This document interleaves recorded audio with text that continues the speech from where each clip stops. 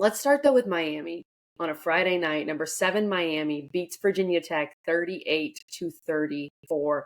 There's so many thoughts I have about this game, Mac, but let's just start with the big question. Was it a catch at the end of the game? I'm going to put you on the spot right here, right now. Here's the deal. Let me lay this out a couple of different ways. To answer the question, no, it wasn't. Okay. But it was really weird, and I think we all experienced this very similarly. Right, we're watching the same thing. The ball is thrown in the air, and as soon as I saw how he threw it, I'm like, oh, this is perfect. Like somebody's catching this ball. Like it's not out of the end zone. It's not short. Like it's going to be right there. It was a fantastic throw by Kyron Drones. And then, it's that mosh pit. It's like five guys and the ball doesn't pop anywhere. So you're like, oh my gosh, somebody caught it. And again, we're just looking at the game angle, kind of a high down. And then a Miami guy's sprinting out with the ball, and you're thinking, game over. Miami intercepted it. That's exactly what happened. The lights start flashing. Miami fans are cheering. And then all of a sudden on the bar, it says Virginia Tech touchdown. And you're just like, what? What just happened? And so clearly the refs called it that.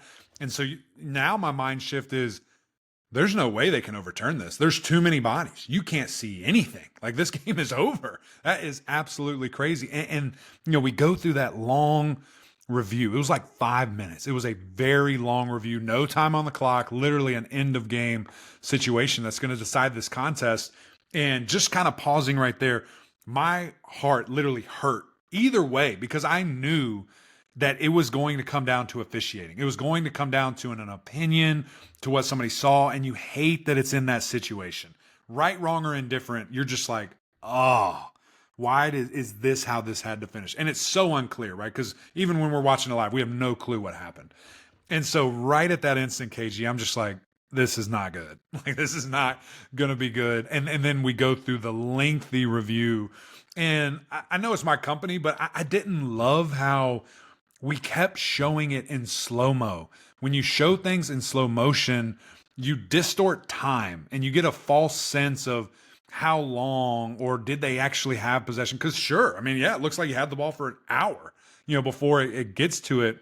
So really all night I was kind of like, man, I think that is a catch. I don't know how you're going to overturn that. And then of course they do.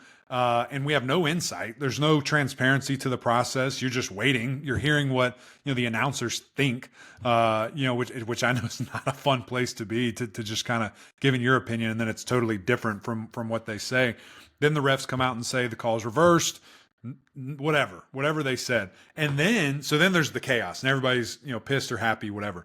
Then there's the statement that comes out whenever that came out, and it further described someone was touching the ball while they're out of bounds, instantly over. And you're just like, Yeah. okay, I mean, yeah, I would have liked that 8 hours ago or 3 hours, however long the statement came out. I can't remember the time frame. And so I didn't feel great about that, but I would have felt better if I knew that right in the instant. So I wish that we could kind of adopt the, UFL rules where you literally hear everything that everyone's saying and thinking and looking for and have that full confirmation. But then this is the super clarity that came through. On the huddle the very next morning, we're watching it again from an angle I had not seen during the game broadcast, and it was live. It was full speed. And so the angle was kind of like, if this is the touchdown, if this is the back of the end zone, it was kind of like 45-degree down in the back. So you could see everything really clear. And again, watching it live, you see that he caught it, and as he's falling, the ball's moving. Like he didn't complete the catch. He didn't get it to the ground. And so that, as soon as I saw that, I was like, oh, there's no catch. Why didn't we see this yesterday? And why wasn't it super clear? So I think it totally stinks. I think it is a big time, just kick for Virginia Tech, and how much different, does 3-2 feel with a top 10 win on the road, undefeated in ACC play versus where they are right now. And then for Miami, jubilation. And, all kinds of excitement that you survive, you keep going, big wake-up game. Your quarterback has, 400 all-purpose yards, 5 total touchdowns. You probably played a C game and you won. It's kind of my big picture deal there, KG. Yeah, Matt. Okay, that's great insight that you had another angle on that. watching it just from the television angle, first of all, being an announcer in that situation is brutal because So that's bad. all they have. It's They hard. have that, and then you're just having to speculate. It's a really tough spot to be in. But my overall thoughts were it was not a catch, but I don't know how you overturn the call on the field. Exactly. So Exactly. once they made that call, which to me was the wrong call, then in my mind, I'm watching it thinking they can't overturn this. Hmm. There is not Hmm. enough evidence to overturn it. So I think it is literally the worst of both worlds where both fan bases have a legitimate gripe. Right. Miami can say that wasn't a catch. Virginia Right. Tech can say you called it on the field. You can't overturn that. So it was a terrible spot for the officials, and it was a bad call made on the field, but also a very, very difficult call to make. So Yeah. it was just a disaster because it's no one's going to be happy, and it makes you No. look bad. And overall, Mac, it's a real bummer that that game ended that way because Right. that's all that people are talking about when the game was awesome. It It was was. a great football game. It was so much fun to watch. Now I know Miami made a bunch of mistakes, bunch of turnovers. That was the big issue.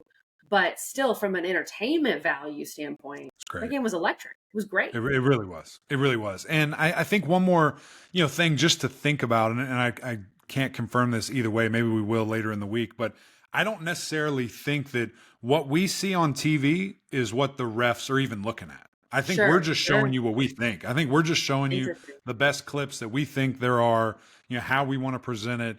They could have had the clip that I'm talking about and knew pretty quickly, or going back and forth, all these different Yeah, things. So it is again, if we could somehow get that model in there like the UFL has, that is so transparent, so clear, clean cut of why and what and how and what we're, because that is a live feed. It's exactly, we're taking the screen of what the referees are looking at, or what the control room is looking at, and they're controlling it. It has nothing to do. We're hands off at that point. And I don't know. It just, I think that helps you. And I think people are a little afraid of that. And I guess maybe I see why, but I think that could change a lot of stuff, and that clarity would be really good for yeah, people. But you're absolutely right. Great game. Kind of made me mad, to be quite honest, because this is the Virginia Tech team I thought I would see from game one. This is the Kyron seriously. Drones that I thought I'd see from game one, escaping the pocket, making big time throws downfield, using his legs at a really high clip, just being a fierce, fierce leader. A defense, that was insane. Yeah, Sacks, fumbles, turnovers, whatever you wanted. I mean, this was it. This was it.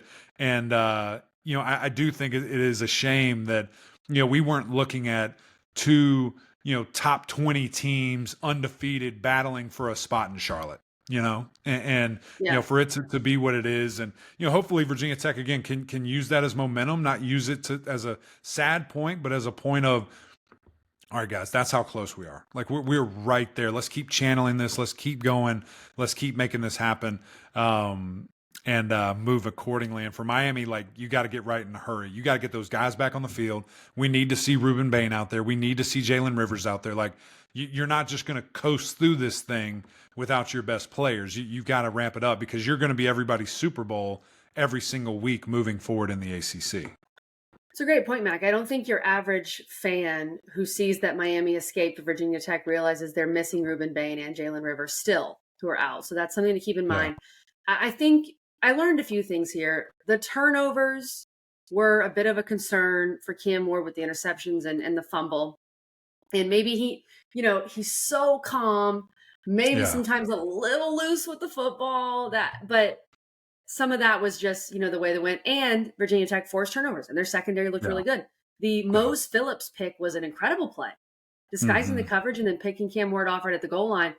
The other thing I learned, Mac, is I am convinced any other Miami team of the last, let's say, 15 years, when Miami's looking to go up 21-7, Cam Ward throws the pick to Mose Phillips, who picks him off at the goal line.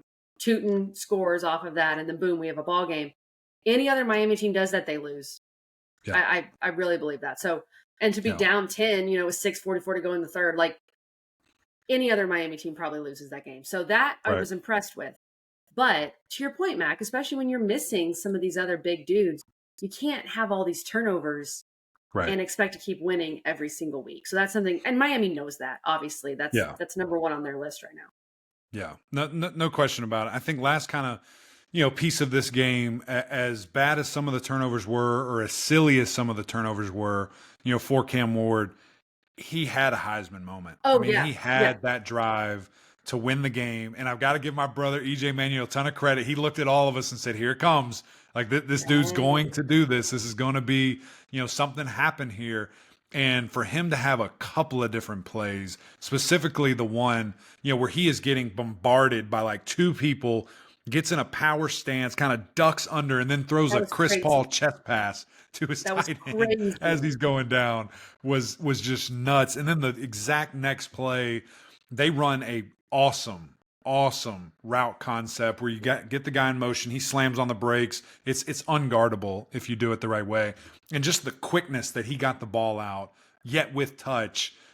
That dude's he's remarkable. He truly can do it all. And, Kelly, I'm at the point now, it's not even about getting to New York. It's like, this dude's the Heisman Yeah, Trophy winner. Like, yeah. start making room in your closet, start making room in your trophy case for that big old thing, because it's coming home.